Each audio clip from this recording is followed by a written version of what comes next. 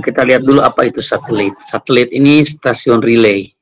Jadi dia berperan merelay, ya, merelay sinyal. Dan satelit itu bekerja di dua band, ada uplink dan downlink, ada dua band frekuensi. Dia menerima di satu frekuensi, diperkuat, ya, atau kemudian mengulang sinyal dan mentransmisikan di frekuensi lain. Hanya ada frekuensi uplink dan downlink. Nah, satelit itu perlu orbit. Nah, perlu orbit yang disebut dengan orbit geostationary. Tingginya sekitar sangat tinggi itu ya, 5.784 km. Aplikasinya untuk apa saja microwave satelit ini? Ya, untuk televisi, telepon jarak jauh, ya, private business network, banyak keperluan yang mendukung microwave satelit. Nah, jadi cara kerjanya kurang lebih seperti yang ditampilkan di gambar ini. Jadi stasiun bumi memancarkan sinyal gelombang diterima oleh satelit, ya, dikuatkan, kemudian dikirimkan ke penerima dengan frekuensi yang berbeda. Jadi kalau yang sini up, ya, sini down, downlink. Nah, ini contoh point to point, ya, satelit point to point link. Ada lagi yang satelit broadcast link. Jadi dari satu, ya, ini transmitternya, kemudian oleh satelit di broadcast ke banyak penerima. Seperti televisi, itu broadcast sistemnya, satu ke banyak. Nah, di sini disebutkan, ya, sebuah satelit adalah sebuah stasiun relay microwave, the microwave relay station, menghubungkan dua atau lebih, ya, transmitter receiver microwave yang ada di bumi. Jadi bisa menghubungkan dua atau banyak, ya, banyak. Dan satelit ini dia akan menerima di frekuensi tertentu yang disebut dengan frekuensi uplink. Kemudian dia akan memperkuat dan mengulang sinyal itu. Kalaupun tidak diperkuat, diulang saja, kemudian dikirimkan dalam frekuensi downlink tadi. Ya, ini yang sudah dijelaskan di depan.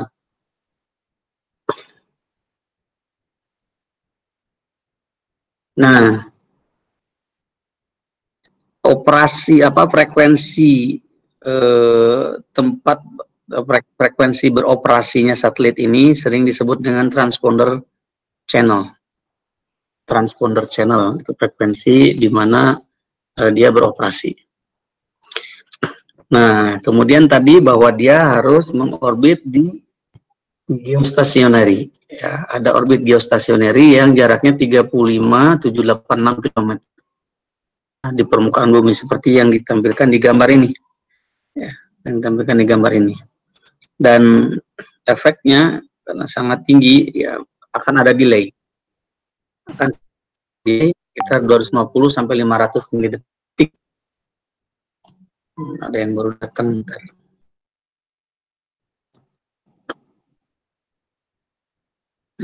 Delaynya sekian, ya.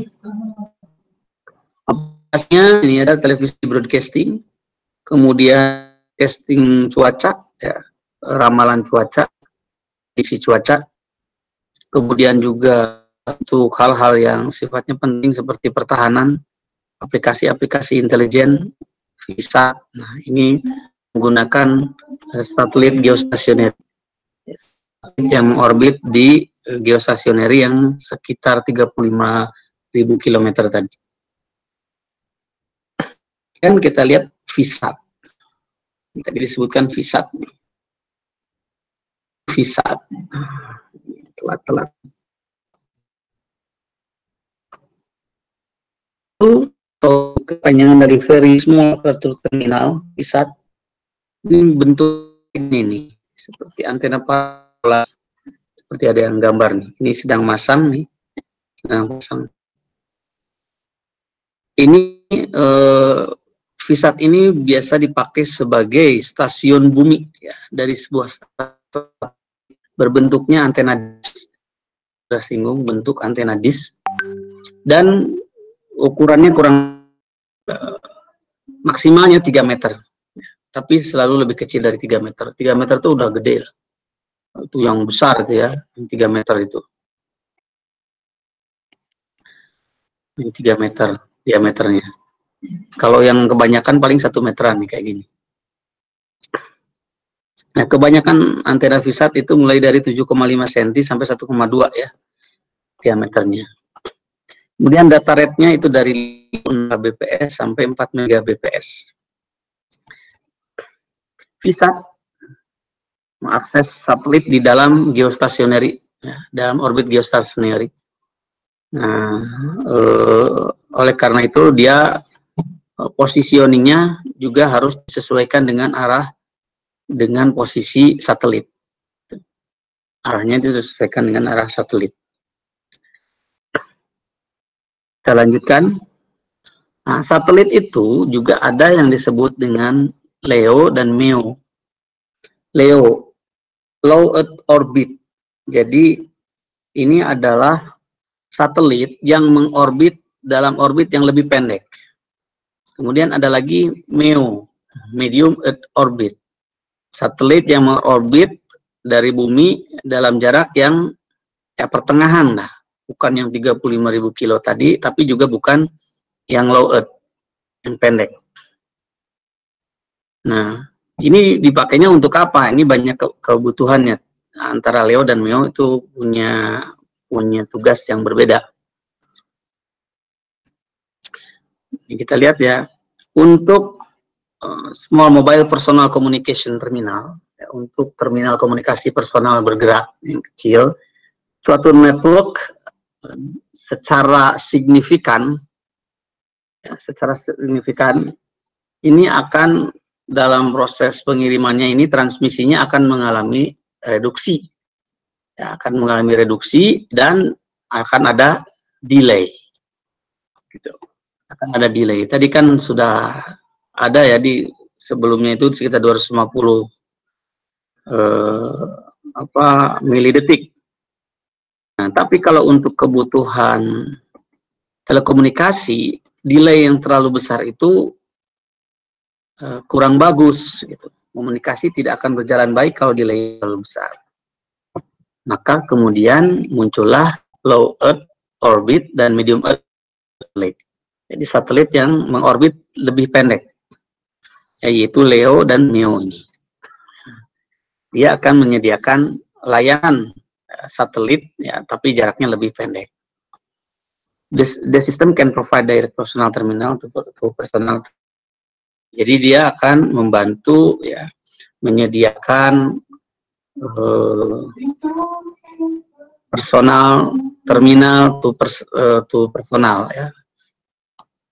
Seperti layanan telepon satelit. LEO, kita lihat tuh LEO.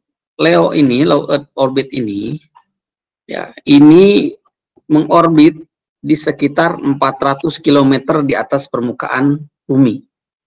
Ya, 400 km di atas permukaan bumi. Jauh di bawah yang tadi 35.000. Tapi ini juga masih ukurannya sangat jauh dari bumi ya, 400 kilo. Nah, aplikasi yang menggunakan LEO ini adalah telepon satelit, ya, layanan telepon satelit, kemudian layanan-layanan remote area, ya, seperti layanan di sebuah jaringan private di sebuah instansi misalkan, itu menggunakan ini. Kemudian kalau MEO itu sekitar 2000 km mengorbitnya. Ya, kadang sering disebut juga intermediate circular orbit, ya, ICO. Ini sekitar 2000 km dari permukaan bumi, tapi masih jauh di bawah geostationary orbit, ya, yang 35.786 km. Dipakai untuk apa? Nah, kalau MEO ini dipakai untuk navigasi seperti GPS. GPS ini menggunakan satelit-satelit MEO. Jadi di atas permukaan bumi kita ini sudah sangat banyak sekali satelit, ya, baik LEO, MEO atau yang di atasnya tadi yang satelit geostationary. Nah, yang dipakai untuk GPS, layanan yang paling banyak digunakan sekarang, itu adalah mengandalkan satelit MEO, Medium Earth Orbit.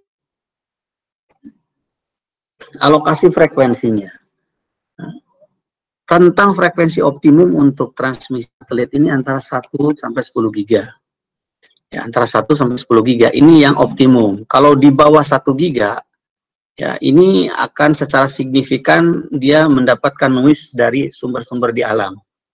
Ya, ini kalau di bawah 1 giga. Nah, kalau di atas 10 giga, redamannya yang tinggi dari atmosfer. Ya, seperti grafik yang pernah diperlihatkan sebelumnya. Kalau frekuensinya lebih tinggi, maka redamannya juga tinggi gitu. Ya, ini redaman, ini frekuensi. Frekuensi semakin tinggi, redaman juga akan naik. Itu tipikal itu ya. Nah, yang optimum di mana di sini? Di rentang 1 sampai 10 giga. Satelit yang transmisikan sinyalnya. Nah, beberapa satelitnya, layanan satelit yang sekarang dipakai itu ada beberapa terminologi yang digunakan, yaitu C-band, X-band, Q-band, K-band. Ya. C-band itu bekerja di uplink-nya 6, downlink-nya 4. Jadi 6/4. X-band itu di 8 dan 7. 8 uplink, 7 downlink. Q-band di uplink-nya 14, downlink-nya 12. Uplink-nya 30, downlink-nya 20. Ini yang K-band. Nah, ini yang banyak digunakan sekarang. Ya. Rentang band frekuensinya. Ada lagi kalau khusus untuk layanan satelit mobile itu L-band ya, dan K-band itu di 1,6/1,5. Tadi ada 20. Ini untuk mobile. Kalau untuk layanan satelit broadcasting kayak TV tadi, uplink dan downlink sama 12 giga. Ini bandnya ya, yang sama itu bandnya, rentangnya 12 giga. Tapi frekuensinya pasti berbeda antara uplink dan downlink. Kalau bicara band berarti rentang itu di frekuensi berapa itu akan berbeda antara up dan downlink. Misalnya sini contoh sederhananya. Uplinknya dari 500 sampai 1500. Maka rentangnya adalah 1000, itu band frekuensi. Misalkan dari 1500 sampai 2500. Bandnya itu sama 1000 juga rentangnya, tapi frekuensi yang berbeda. Itu contoh. Jadi ini 12 ini band. Pita frekuensinya, bukan frekuensinya. Berikutnya lagi, medium transmisi wireless itu menggunakan radio broadcast, gelombang radio. Di gelombang radio ya, digunakan untuk multicast communication, seperti radio, televisi. Kalau dulu ada yang namanya sistem paging, ya, pager. Semua sudah berbasis seluler. Broadcast radio menggunakan antena omnidireksional dan sifatnya loss line of sight. Nah, makanya layanan-layanan radio broadcast kalau terhalang itu pasti jelek komunikasinya, harus loss line of sight, tidak ada penghalang. Radio broadcasting itu rentan terhadap interferensi multifat, ya, dari pantulan yang lalu sudah kita bahas. Jadi kalau dari satu pemancar ini bisa langsung ke penerima yang ada di mobil ini, misalkan ya, bisa mantul di gedung ini, dapat ke sini, bisa ke belakang, gedung yang di belakang, mantul juga diterima di sini. Itu yang disebut dengan interferensi multifat. Jadi dia menerima banyak sinyal pantulan dari sumber yang sama, dipantul-pantulkan dan dia menerima jadi banyak. Lama ngaret.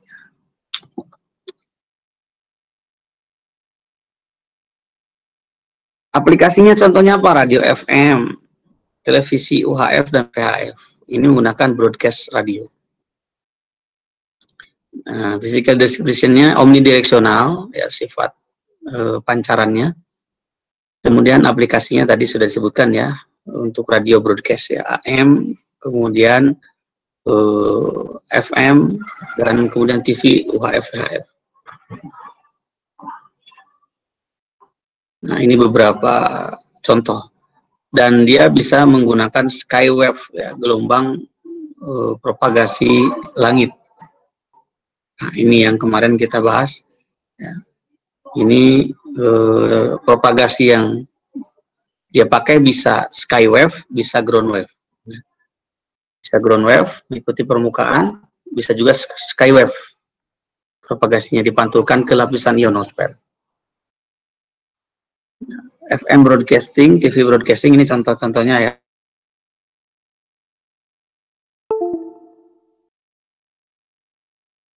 Microwave, radio. Berikutnya lagi medium yang biasa digunakan untuk transmisi wireless itu adalah gelombang infrared. Ya, infrared. Kalau Bluetooth apa? Bluetooth itu bekerja di frekuensi radio ya, gelombang radio dia. Radio wave. Kalau infrared. Infrared ini dia memodulasi cahaya infrared.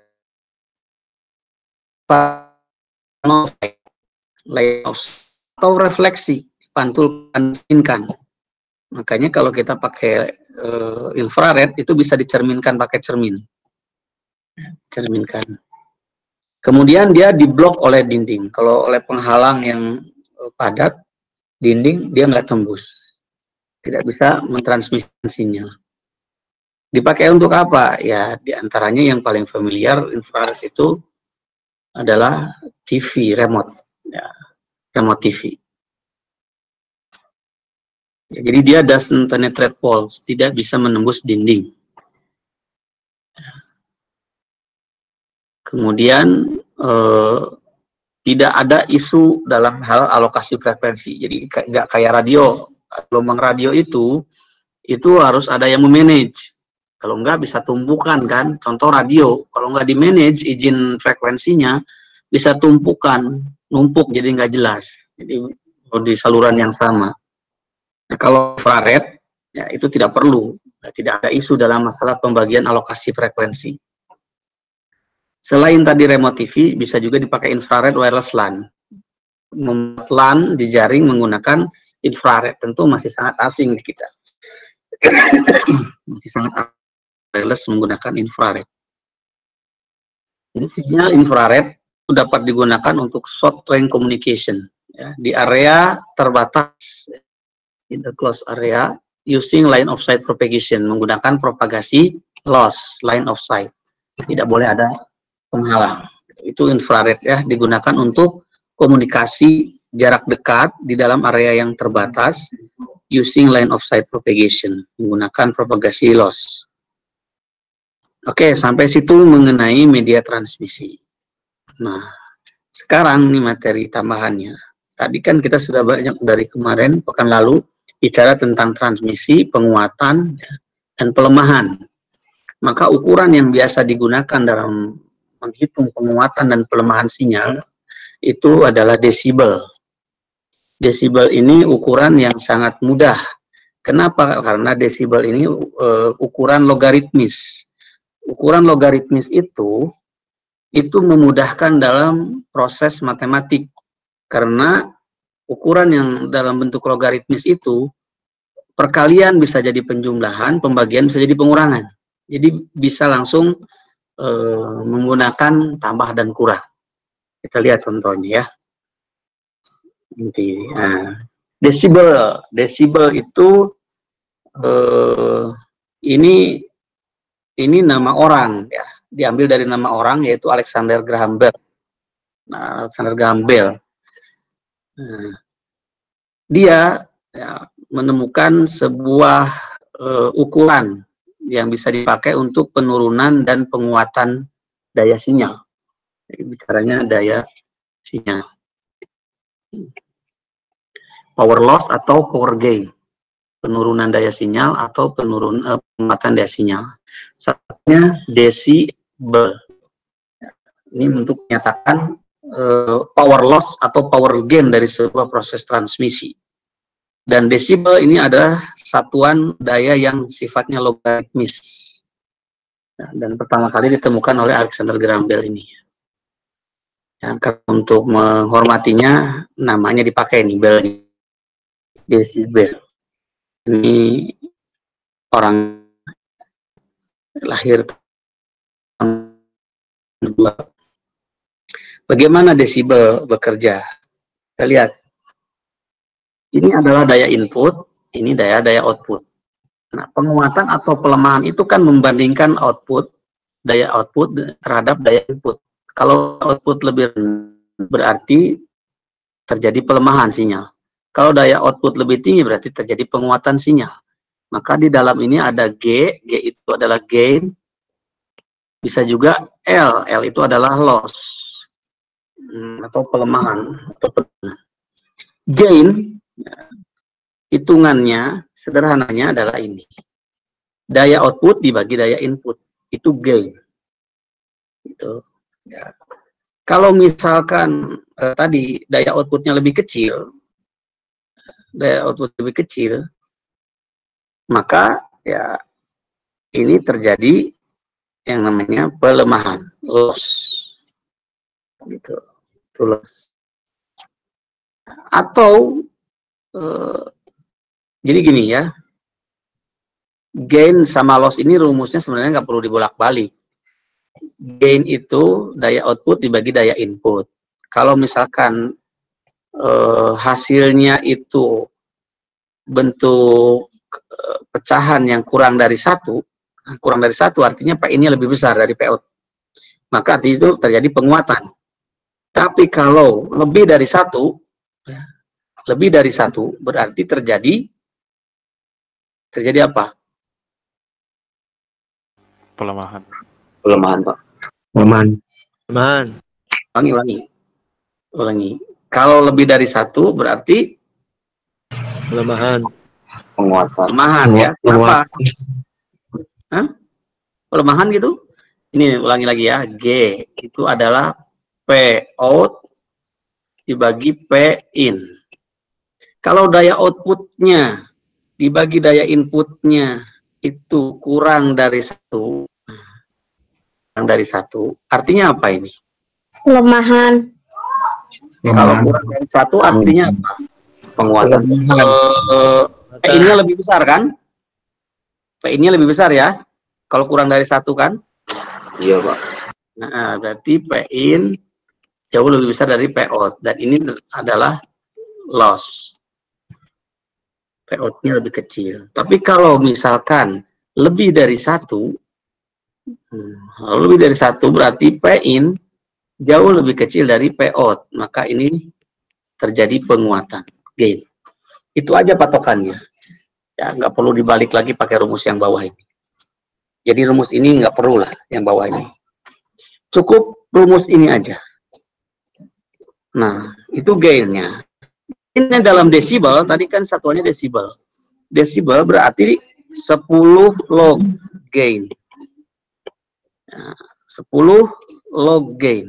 10 log P out per P in. Nah, yang ini. 10 log P out per P in. Nah, itu adalah gain dalam desibel. Dan biasanya digunakan ukuran itu. Ya, 10 log. Nah, lognya log basis 10. Kalau ada 2 gain, maka tinggal dikalikan seperti ini. Ya, tinggal dikalikan. Tapi, ya, kalau sudah dalam bentuk desibel, maka bukan kali lagi. Tapi, gain dalam desibel secara total, ini adalah gain 1 dalam desibel ditambah gain 2 dalam desibel. Itulah mudahnya kita beroperasi dalam logaritmis. Ya, udah bentuk logaritmis. Tinggal dijumlahin aja. Nggak dikaliin. Tapi kalau misalkan belum bentuk desibel, penguatannya jadi dikali. G1 kali G2. Contoh ya, bila daya output 10 watt, PO-nya 10, daya inputnya 1 watt, PI 1, maka gainnya adalah 10 log per 1, yaitu 10 kali 1 sama dengan 10. 10 desibel. Harus ditulis satuan. Kalau nggak ditulis salah. karena udah 10 log, udah berubah satuan. Nah, kalau ini tadi watt. Nah, sekarang bila daya input 10, daya output 1, berarti 10 log 1 per 10 sama dengan 10 log 10 pangkat min 1 sama dengan min 10. Nah, jadi nggak perlu pakai rumus yang ini. Tetap pakai rumus yang sama, tapi kalau hasilnya minus, artinya dia loss. Gitu. Loss sebesar 10 desibel. Nggak perlu disebutkan loss sebesar minus 10. Nah, kalau loss itu berarti minus. Jadi kalau bilang loss, berarti lossnya sebesar lossnya sebesar 10 desibel. Ini. Tanda minus itu menunjukkan loss. Dia menurun. Nah, sekarang ada kombinasinya kan? Ini. Rumus desibel ini ukuran daya. Mungkin kasus tertentu, ya, ini yang diketahui ini bukan daya, tapi impedansi. Gimana dong rumusnya? Ya, ini kembali ke hukum-hukum dasar elektronika ya. Itu adalah I kuadrat R. Benar nggak? Dan sama dengan V kuadrat per R. Betul apa salah?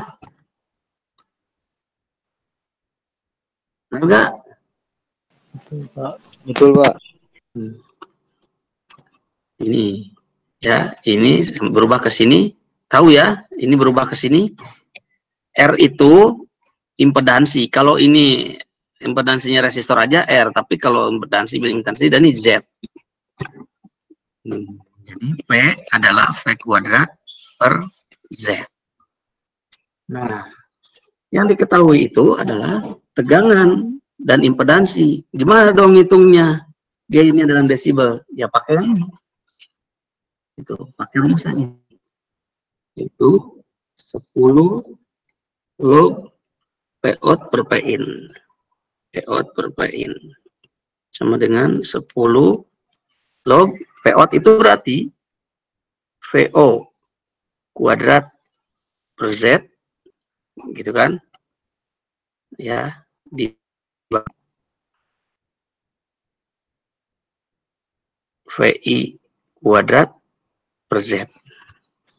ZO ini ZI. Oke. Sampai ini udah kebayang kan? Udah kebayang jadi ini? Udah teruskan nggak?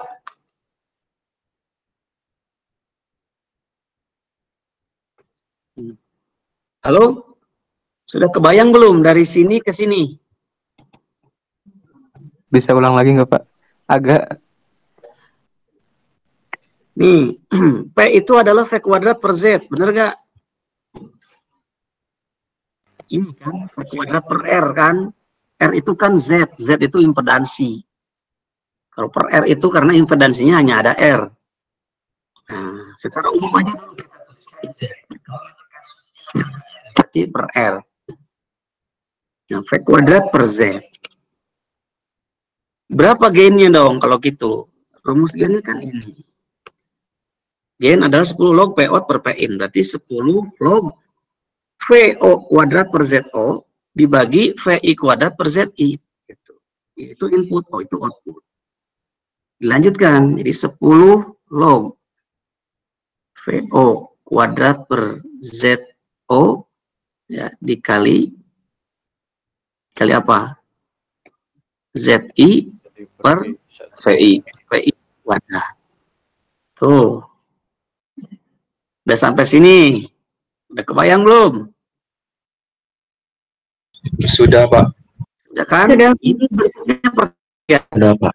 Kalau bentuk perkalian dipecahkan jadi 10 log VO kuadrat per VI kuadrat dikali 10 log ZI per ZO.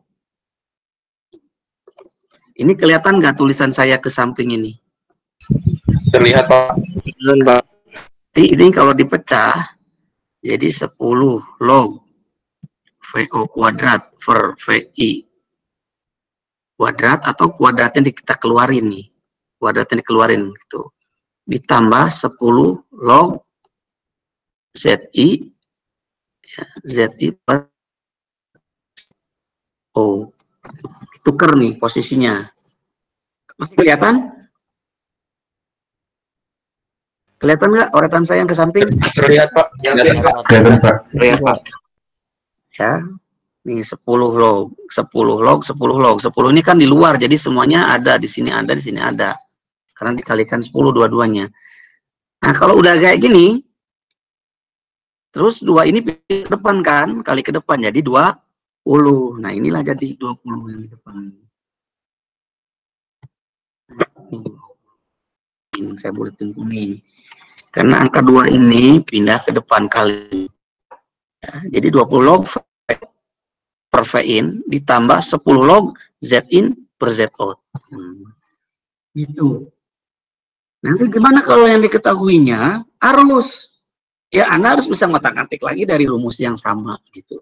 Dengan cara yang sama, kalau diketahuinya urusannya arus dan Z, P itu ya, P itu adalah I kuadrat Z. Nah, ini.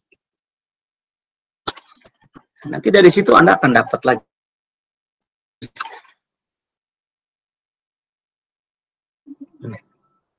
Nah, kita lanjutkan lagi. Power level in decibel. Nanti Anda buka lagi ya. Uretan itu dicoba lagi, diorat-orat lagi. Power level di dalam desibel. Sampai titik ini kita masih melihat penerapan desibel untuk menyatakan perbandingan daya. Ya, sekali lagi menyatakan perbandingan daya. Nah, bagaimana cara menyatakan level daya absolut menggunakan desibel? Tapi bukan perbandingan gitu. Level daya absolut itu misalkan ya di titik itu berapa gainnya gitu. Nah, tapi tidak membandingkan output input. Maka harus ada pembandingnya itu tetap daya referensi. Nah, daya referensi ini bisa menggunakan 1 miliwatt, maka nanti jadi dBm, desibel miliwatt gitu.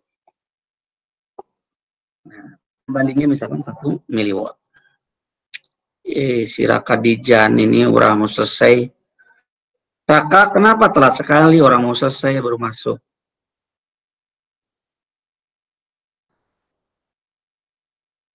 Raka?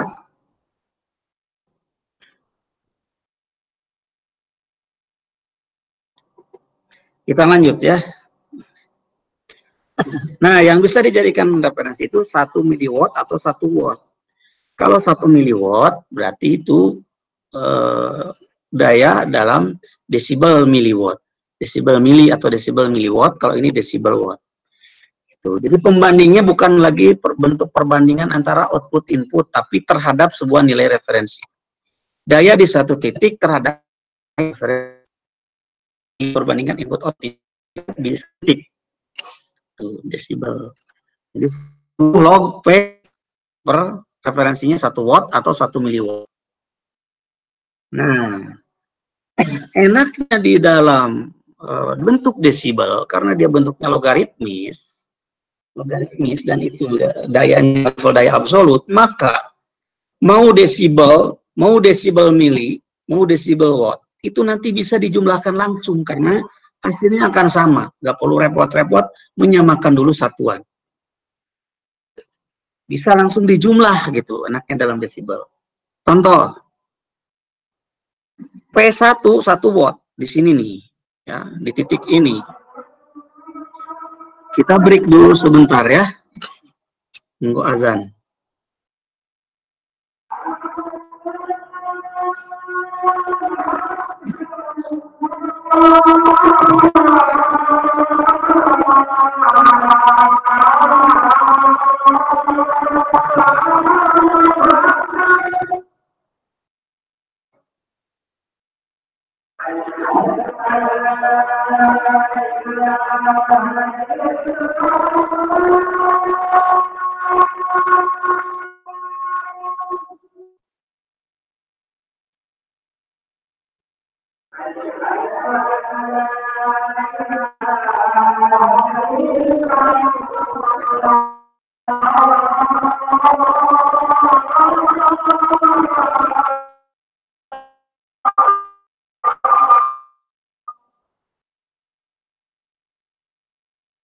Ini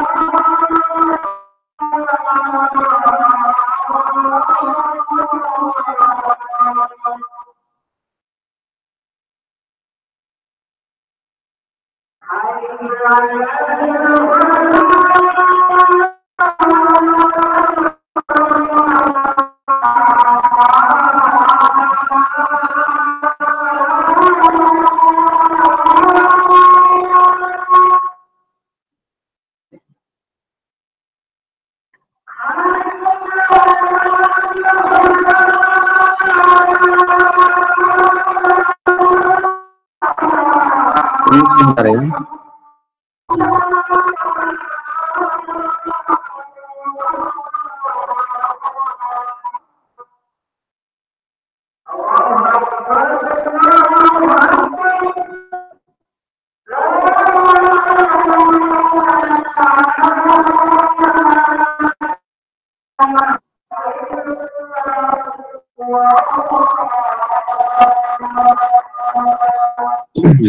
Oke, kita lanjut lagi ya. Masih nyimak semua? Masih, Pak. Masih, Pak. Sedikit lagi nih. Sedikit lagi. 3 slide lagi. Contoh, daya di P1. Ada yang baru datang nih, Yakob Artan. Yakob Artan. Yakob Artan.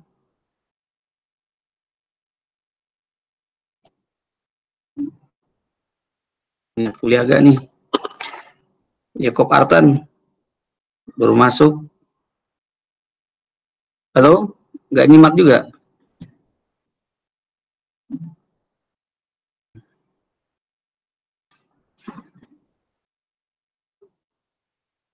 Sudah.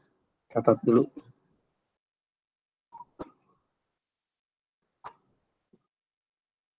Oke. P1 ini 1 watt. Ini daya di sini. 1 watt. Ya. Kemudian di pemancar ada gain. Jadi antena ada gain 30 desibel. Kemudian dia ditransmisikan dengan transmisi radio. Ada terjadi loss 110 desibel.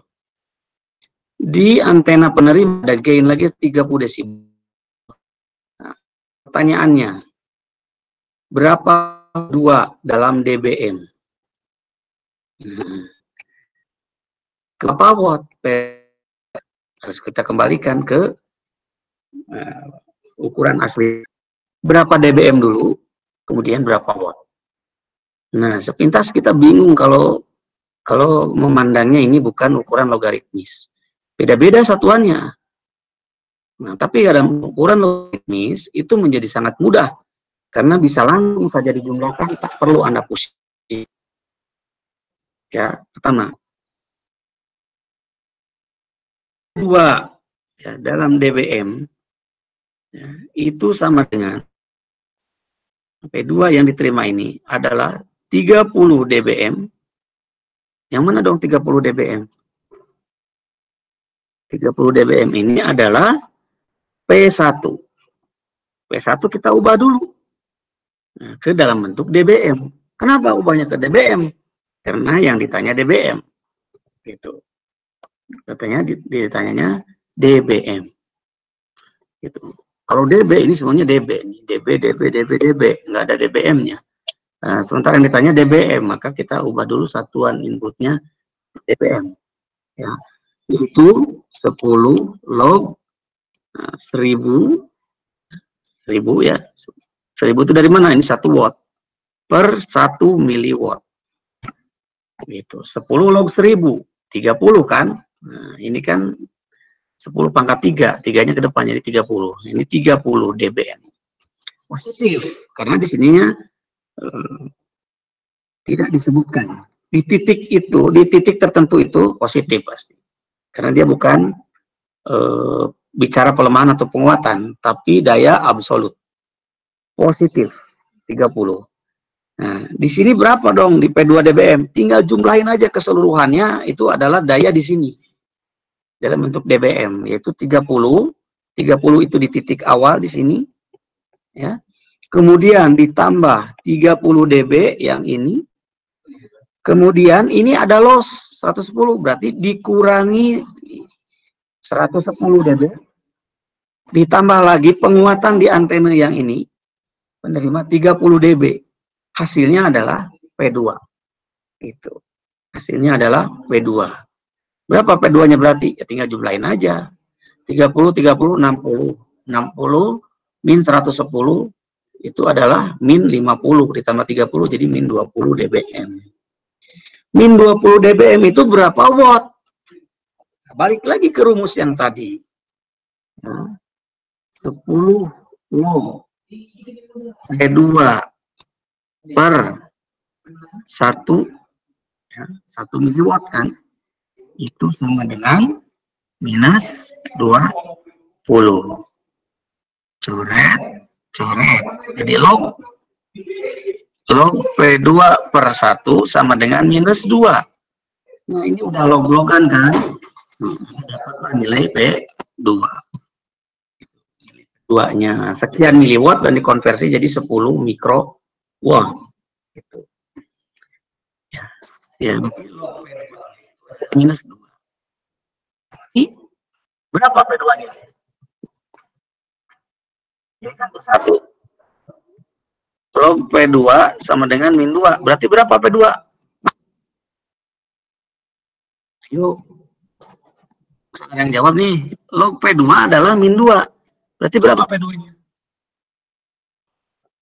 Ini lognya log basis 10 ya. Berapa P2-nya? Aduh, ini rumus sangat dasar sekali. P2-nya berapa? 10 pangkat min 2. Min 2. Iya, 10 pangkat min 2. Log 10 pangkat min 2 ya min 2 gitu. Itu 10 pangkat min 2 miliwatt. Nah, ini berarti P2-nya adalah 10 pangkat min 2 miliwatt. Atau diubah ke mikro jadi 10 mikrowatt dikali 1000 ya. Dari mili ke mikro dikali 1000 jadi 10 mikrowatt. Kalau mau diubah ke watt ya ubah aja ke watt. Kalau dari mili tadi dibagi 1000. Dibagi 1000 jadi 10 pangkat min 5 watt di P2-nya. Begitu. Paham ya sampai sini? Itu nanti Anda coba lagi di rumah. Terakhir. Ya. P1 0 dBm. Di titik ini 0 dBm. Kemudian dia disalurkan melalui fiber optik dengan redaman 0,5 desibel per kilometer. 0,5 desibel per kilo. Nah, ternyata L-nya ini ada 40. Berarti redamannya berapa? L adalah 0,5 dikali 40. Loss-nya adalah 20 desibel. Seperti itu. Nah, berapa di P2? Berapa dBm? Nah, di sini kan udah dBm ya. Satuannya 0, berarti ya, gampang ini. Ya, daya pancarnya 0 dBm. Redamannya 20 desibel. Berarti P2 dBm-nya itu adalah 0 minus 20 dB. Ya, ingat karena loss ketika dilakukan dalam operasi matematik jadi minus di sini tandanya. Minus 20 dB sama dengan min 20 dBm.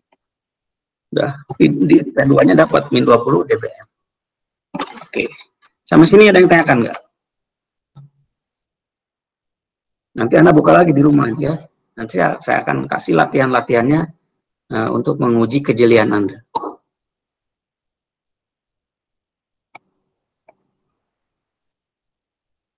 Oke, kalau nggak ada, slide terakhir, ada ukuran lain ya yang ditemukan oleh John Neville atau disebut dengan Neper. Nepernya pakai P, bukan never. Bukan never pakai V. Neper. Ya, satu Neper itu adalah 8,685889638 desibel. Itu satu Neper.